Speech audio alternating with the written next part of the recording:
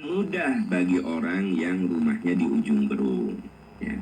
Tapi bagi yang rumahnya di Banjaran, Dayakolot, Soreang, ya ini kan waktunya paling setengah jam juga nyampe. Nah, ada orang yang sebenarnya berat untuk datang ke tempat itu, tapi dia berjuang. Itu namanya menjual dirinya, mendapatkan ridho Allah. Berjuang sejam, sejam setengah untuk datang ke majelis ilmu. Yang dari Soreang datang menghabiskan waktu setengah jam. Yang dari Dayakolot gitu. Nah, yang dari Lembang itu ada yang menghabiskan 1,5 jam. Untuk apa sih? Untuk hadir dalam majelis ilmu. Niatnya apa? Menjual dirinya untuk mendapatkan ridho Allah Subhanahu wa Ta'ala. Itu menjual dirinya. Ibtigha amaradotillah di Al-Baqarah 208 ini. Mereka itu orang-orang yang menjual dirinya, mengorbankan dirinya untuk mendapatkan ridho Allah. Ada seorang ayah, dia pergi pagi, bahkan mungkin dia tidak tidur. Jam 11 sudah pergi ke pasar, karena memang pasarnya pasar malam. Bahkan ba'da isya dia sudah pergi ke pasar. Baru pulang subuh. Untuk apa ini? Sang ayah ini untuk apa? Begadang. Dia mencari nafkah untuk anak dan istrinya. Mencari nafkah yang halal untuk menghidupi keluarganya. Maka ayah ini orang yang menjual dirinya, yashri nafsahu batigha amardatillah. Dia korbankan dirinya karena ingin mencari ridho Allah, ingin memberikan nafkah yang halal bagi keluarganya. Jadi kalau kita lihat ada saudara-saudara kita yang berjuang seperti ini, rasanya tidak ada ruang dalam hati kita untuk melakukan manipulasi. Benar nggak sih? Ada yang bekerja, ya, mengantar makanan, menjemput makanan, mengantar orang sebagai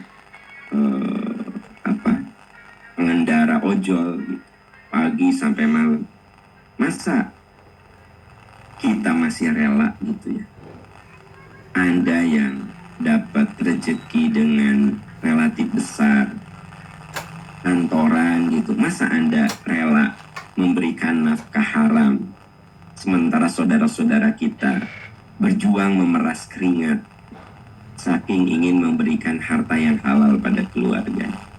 Jadi kalau ada orang yang sampai korup, saudara-saudara, ya, sampai menghalalkan segala cara, memanfaatkan jabatan dan peluang untuk sesuatu yang haram, ini orang nggak malu gitu, dengan perjuangan saudara-saudaranya yang begitu dahsyat. Saking ingin memberikan nafkah yang halal pada keluarganya. Ini namanya ibtigha maradatillah. Dia berjuang mencari ridho Allah dengan cara yashri nafsahu. Dia jual dirinya kepada Allah, seolah-olah gitu, untuk mendapatkan ridhonya. Makanya di dalam ayat berikutnya, Innallaha ashtara minal mu'minina anfusahum wa amwalahum bi anna lahumul jannah. Allah beli. Nah, jadi gini, kalau ada penjual ada pembeli, betul nggak sih? Kalau ada penjual ada pembeli. Kita nih teman-teman, di pagi ini menjual diri kita untuk mendapat ridho Allah. Dengan cara apa? Saya menyisihkan waktu membahas materi. Anda menyisihkan waktu untuk mendengar kajian. Ya nggak? Sambil istrika, sambil cuci piring, sambil cuci mobil, sambil pokoknya sambil beraktivitas. Anda itu menjual diri untuk dapat ridho Allah. Saya menjual diri untuk dapat ridho Allah. Innallaha ashtaro, Allah beli dari orang-orang beriman jiwa dan harta mereka. Jadi teman-teman sekalian, sahabat percikan iman, ini gayung bersambut. Kalau kita ini menyisihkan waktu, tenaga, pikiran, harta, ya, untuk menjual diri mendapatkan ridho Allah, maka Allah beli. Nah, Allah yang beli dengan bi'anna lahumul jannah. Allah beli, Allah bayar dengan surganya. Jadi kalau baca ayat ini saja sih sebenarnya jiwa kita udah nyaman, ya. Nyaman apa? Kalau kita capek, kalau kita lelah. Lelah itu kan tidak selamanya lelah fisik, ya. Ada lelah pikiran. Suami Anda, dia nggak pernah berkeringat kalau kerja. Karena memang jadi direktur di ruang ber-AC. Tapi boleh jadi lelah pikiran. Karena bagaimana harus memimpin perusahaan dengan sekian ratus karyawan. Nah, menghidupi sekian ratus karyawan, lalu harus mewujudkan target-target dari pemilik saham. Mungkin suami Anda nggak pernah berkeringat. Fisiknya nggak capek, tapi pikirannya boleh jadi sangat lelah. Maka suami ibu, dia menjual dirinya. Ya, untuk apa? Maradatillah, ridho Allah. Innallah ashtaro, Allah beli. Allah beli rasa capek itu bi'anna lahumul jannah, dengan surga. Ada bapak dan ibu guru malam udah nyiapin materi pelajaran untuk diajarkan kepada anak-anak. Setelah ngadepin murid yang aneh-aneh, dari mulai yang lurus sampai murid yang nyeleneh, ya. Kita kalau punya murid kan nggak semuanya sama. Udah ngajar, kita harus bikin laporan, ya. Besoknya, malamnya siapkan lagi, mengajar, bikin laporan. Saudara-saudaraku, bapak dan ibu guru, kalau Anda melakukannya dengan ikhlas, maka Anda menjual diri Anda untuk mendapatkan ridho Allah. Innallah ashtaro, Allah beli. Allah beli. Segala perjuangan ibu bapak guru dalam mendidik anak, segala lelah, capek, fisik dan fikir itu Allah beli. Bi'anna lahumul jannah. Allah beli dengan surga. Gitu. Ya.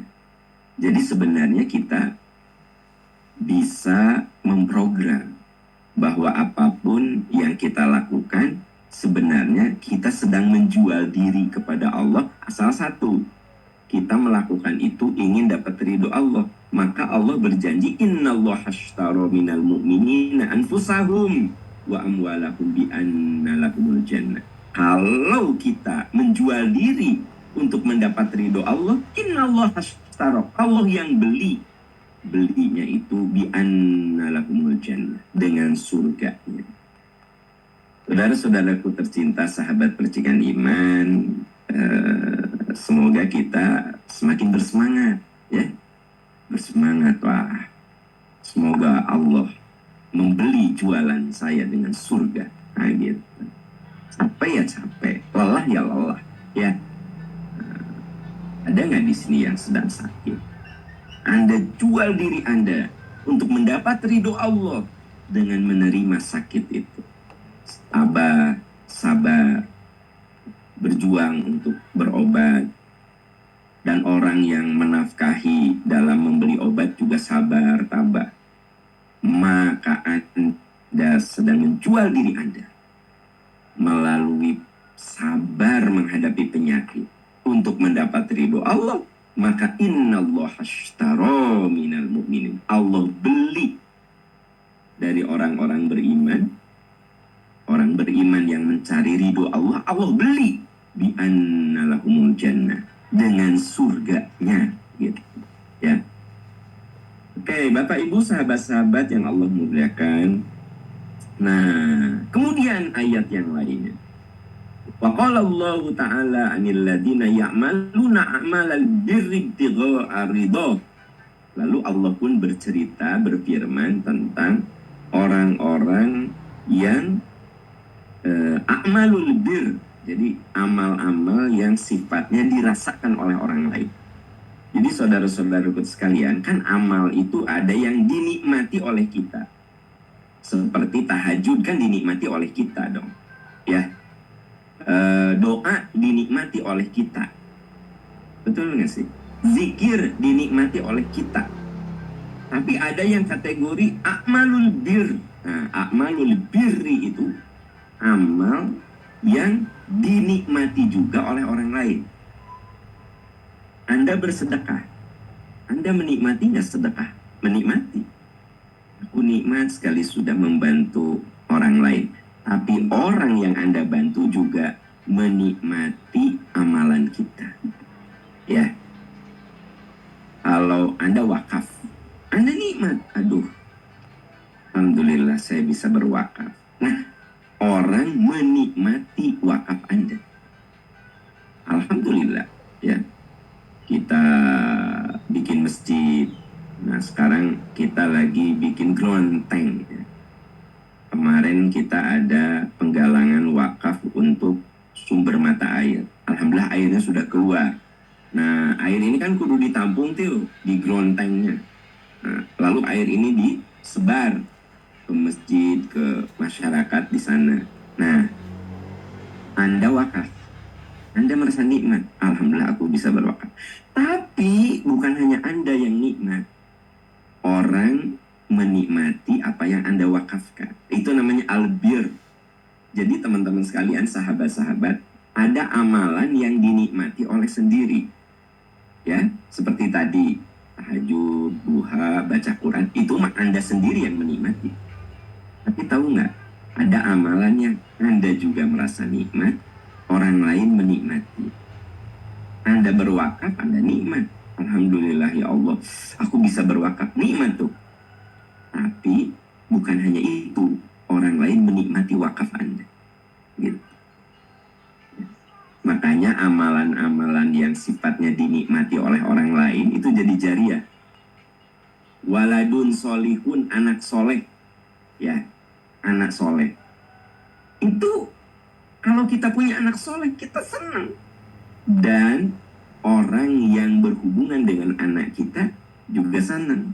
Oh, orang si fulan mah orangnya baik, orangnya jujur, ya, orangnya dermawan. Coba, itu teh anak kita. Tapi anak kita yang soleh dinikmati kesolehannya oleh orang lain. Benar nggak sih teman-teman sekalian? Jadi yang namanya amal-amal albir yang sifatnya jariah itu biasanya dinikmati oleh orang lain. Kenapa anak yang soleh itu jariah? Kenapa? Kenapa coba? Kenapa? Kita didik anak kita. Anak kita soleh, kita nikmat. Ya nggak sih? Tapi Anda perlu tahu, kalau anak kita soleh, itu dirasakan kebaikan anak kita oleh orang lain. Kalau dia pebisnis, anak kita itu tukang bisnis, maka banyak orang yang bekerja di tempat dia. Ya nggak? Kira-kira dapat manfaat? Dapat. Anak kita dalam berbisnis jujur, ya. Orang menikmati kejujuran anak kita. Ya nggak sih? Nah, makanya anak soleh itu disebut dengan amal yang mengalir karena dia punya impact, punya pengaruh. Bukan hanya kebahagiaan diri kita, orang lain juga menikmati. Gitu. Terus apa lagi? Ilmun yuntafa'u bihi, ilmu. Nah, ketika kita menyampaikan ilmu, Bapak Ibu yang jadi guru, yang jadi dosen, kenikmatan kita mah ketika kita menyampaikan ilmu dan mahasiswa kita, murid kita mengerti, itu tuh nikmatnya luar biasa. Benar nggak, Bapak Ibu guru, dosen? Senang kita kalau kita punya murid yang mengerti omongan kita, ya. Kemudian dia lebih berprestasi secara akademik dari kita, lebih pintar dari kita. Kita tuh senang gitu. Nah, kita yang mengajar senang, ya. Maka senangnya kita karena kita punya murid yang soleh, yang pintar. Soleh dan pintarnya murid kita itu dinikmati oleh orang lain, minimal oleh ibu bapaknya, ya nggak? Syukur-syukur oleh masyarakat dan lingkungannya. Nah itu ya, nggak, saya lagi cerita bahwa amalan yang namanya albirru gitu loh, amalan yang bukan hanya dinikmati oleh kita tapi dinikmati oleh orang lain, itu albir namanya. Contoh, anak yang soleh, ilmu yang bermanfaat, ya. Sodakotun jariyah. Nah, tadi yang saya bilang, sedekah jariyah, wakaf. Kalau Anda berwakaf, Anda bersedekah, Anda membantu orang, Anda nikmat. Tapi yang merasakan nikmat dan kebaikan dari apa yang Anda lakukan bukan hanya Anda, orang lain juga menikmatinya. Nah, itu namanya albirru. Jadi saudara-saudaraku sekalian, amalan itu ada dua tadi. Amalan yang dinikmati oleh kita sendiri dan amalan yang juga dinikmati oleh orang lain. Dua-duanya bagus. Tapi kalau bicara tentang efek kemanfaatan, albirru itu memang lebih besar. Ya, lebih besar. Makanya Nabi SAW pernah saudara-saudara menangguhkan sholat, menjamak sholat saat beliau harus membagikan zakat pertanian. Jadi saat itu terjadi banyak orang yang berzakat pertanian, ya, bertani kurma. Nabi ingin bahwa semua zakat itu selesai dihabiskan sampai beliau menjamak sholatnya. Kenapa coba? Sholat itu dinikmati oleh kita saja. Tapi kalau kemudian zakat dinikmati oleh yang berzakat dan orang yang menerima zakat. Ya, jelas ya amalan-amalannya. Maksudnya biar clear gitu, biar clear. Nah, mari kita lihat ayatnya. Dari apa yang saya ceritakan, ada ayatnya. La khairu fi katsirin min najwahum illa man amara bisodaqatin aw ma'rufin aw islahin bainan nas wa may yaf'al dzalika ibtigha'a mardatillah fasawfa nu'tihi ajran 'azima. An-Nisa 114. Jadi dari apa yang saya paparkan, ini ayatnya. Wa rafi katsiri min najwa nggak ada kebaikan dari omong-omong yang banyak itu. Jadi omongan-omongan yang banyak itu nggak ada kebaikan, ngobrol-ngobrol, ya, nggak ada kebaikan. Illa man amara bisodaqatin aw ma'rufin, kecuali omongan yang di dalamnya ada kebaikan dan mengajak bersedekah. Ibu-ibu mungkin ketika nunggu anak, ya kan, anaknya masih kecil kudu ditungguan. Nah, kalau aku pulang nanti habis di jalan nongkrong sama teman-teman, ada Ina, ada Tita, ada Ica, ada Della, ada Siska, ya, ada Wina, kumpul ngobrol sana ngobrol sini, ngobrol sana ngobrol sini. Itu nggak ada guna, buang-buang waktu firman Allah, kecuali obrolannya itu mengandung kebaikan. Sharing tentang apa? Misalnya sharing tentang cara bikin soto. Nah, kebaikan kan itu. Sharing cara bikin sayur lodeh. Itu kan kebaikan, ya. Atau kamu berbicara tentang sedekah. Kita ada rezeki nggak? Kita ngumpulin deh. Orang 10.000 terserah, 100.000 terserah. Ini loh ada teman kita yang harus dibantu. Nah, jadi setiap obrolan-obrolan itu la khairu fi katsirin min najwahum. Ngomong-ngomong obrol-obrol itu nanti nggak ada guna, kecuali man amara bisodaqatin au ma'rufin, kecuali obrolan yang di dalamnya mengandung ajakan kebaikan di dalamnya mengandung ajakan sedekah, au islahin bainan nas, atau pembicaraan yang sifatnya mendamaikan di antara manusia. Wa may yaf'al dzalik, siapa yang melakukan itu, siapa yang ngobrol-ngobrol lalu di dalamnya ada pembicaraan kebaikan, mengajak bersedekah, mendamaikan, lalu ibtigha amardatillah, dia mengharap ridho Allah, fasaufa nu'tihi ajran 'azima, kami bayar. Nah, kalau Allah udah ridho, Allah bayar dengan pahala yang sangat-sangat besar. Fasaufa nu'tihi ajron 'azima. Jadi sahabat yang Allah muliakan, ini jelas sekali ya, bahwa sebenarnya dalam hidup itu nomor satu mencari ridho Allah saja. Kalau orientasi kita mencari ridho Allah, nanti Allah akan bayar. Allah akan beli segala perjuangan kita itu dengan pahala yang besar. Bahkan di ayat lain, bi anna lahumul jannah, Allah bayar dengan surganya. Ya, ini kan ayatnya teman-teman sangat indah sekali kan, sangat indah sekali. Nah, kemudian ya kita lihat ayat yang lain.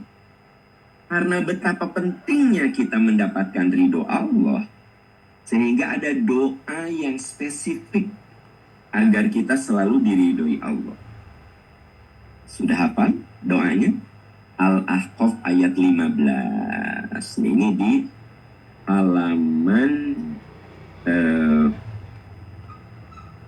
96. Ada doa yang sebaiknya kita baca supaya langkah hidup kita itu selalu mendapatkan ridho Allah. Senyum kita dapat ridho Allah, menangis kita dapat ridho Allah, lelah kita mendapat ridho Allah, senang kita dapat ridho Allah. Nah, kalau Allah sudah ridho, ya, sungguh surga dan kebaikan itu yang akan diberikan oleh Allah kepada kita. Karena itu kita kudu minta. Al-Ahqaf ayat 15. Robbi auzi'ni an ashkura ni'mataka allati an'amta alayya wa ala walidayya wa an a'mala solihan tardohu. Ini ada kaitan dengan pembahasan kita. Tardohu. Robbi auzi'ni, ya Allah, beri hamba kekuatan untuk selalu berterima kasih atas segala nikmat yang Engkau berikan. Wa an a'mala solihan tardoh, beri hamba kekuatan untuk mengisi hidup dengan amalan-amalan soleh yang membuat Engkau ridho. Nah, lihat nih, yang membuat Engkau ridho kepadaku, amalan yang membuat Engkau ridho. Wa aslih li fi dzurriyyati, bereskan ya Allah ucapan dan perilaku aku, kelakuan aku, beri kekuatan agar aku beres-beres. Fi dzurriyyati, supaya jadi teladan. Minimal untuk keluargaku, anak cucuku, syukur-syukur jadi teladan orang lain.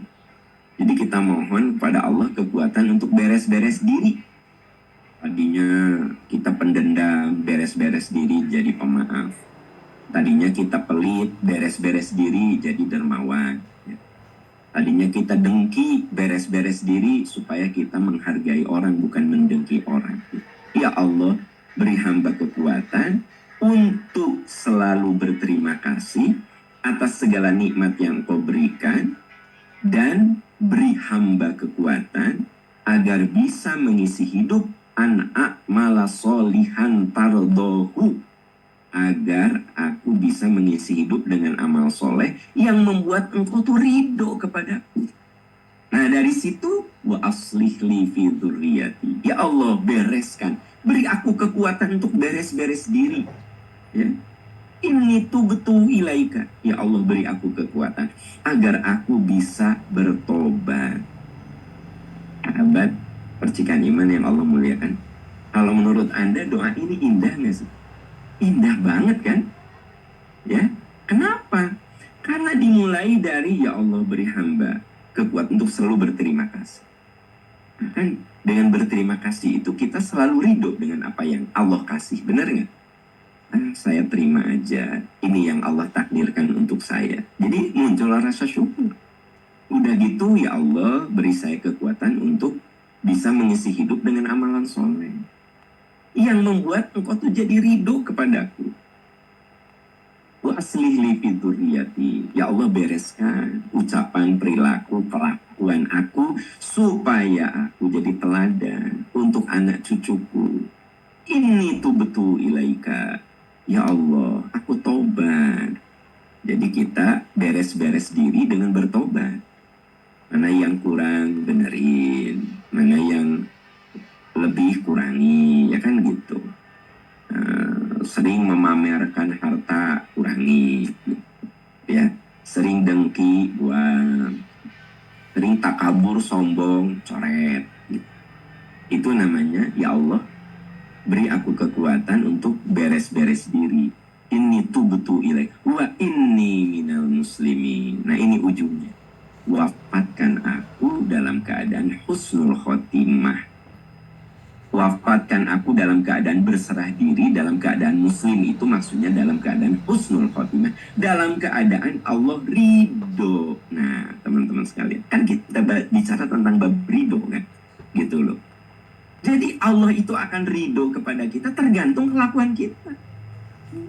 Mirip lah, guru kita akan sayang sama kita ya tergantung kelakuan kita, gitu kan. Kalau kita jadi murid yang santun, kalau kita jadi murid yang sungguh-sungguh, gitu. Kalau kita jadi murid yang taat sama guru, ya guru sayang sama kita. Ya nggak sih? Gitu. Jadi ternyata apa yang kita lakukan, itulah yang akan kita terima sebagai hasil dari kelakuan kita. In ahsantum li anfusikum. Kalau kau menanam kebaikan, maka kebaikan itu akan kita terima. Jika kita mengkondisikan agar Allah itu ridho kepada kita, tadi sudah disebutkan ayatnya, kalau kita lagi kumpul-kumpul, yang kita omongin kebaikan, yang kita omongin sedekah, membantu orang, maksud sedekah tuh. Kalau kita kumpul-kumpul tuh, apa sih yang bisa kita bantu? Ya, gitu. Anda punya apa? WA group, SD, SMP, kuliah, RW, RT, sok. Di grup itu omongin kebaikan. Omongin yang bersifat membantu, sodakoh. Atau omongin yang bersifat mendamaikan. Bukan WA group tepas saya berantem aja gitu ya. Ini ngomong ini dilawan oleh ini. Tidak ada kebaikan di situ. Kalau kita lihat di ayat yang sudah saya tadi sampaikan ya, di surat An-Nisa ayat 114 itu tidak ada kebaikan. Kalau dalam pembicaraanmu itu ya hanya omong-omong biasa, hanya berantem, hanya fitnah, hanya gosip, hanya pamer. Coba amaro bisodakotin, obrolin yang bersifat membantu orang, au ma'rufin yang sifatnya untuk kebaikan, au islahi bainan nas atau perdamaian. Banyak WA group isi nanti berantem gitu.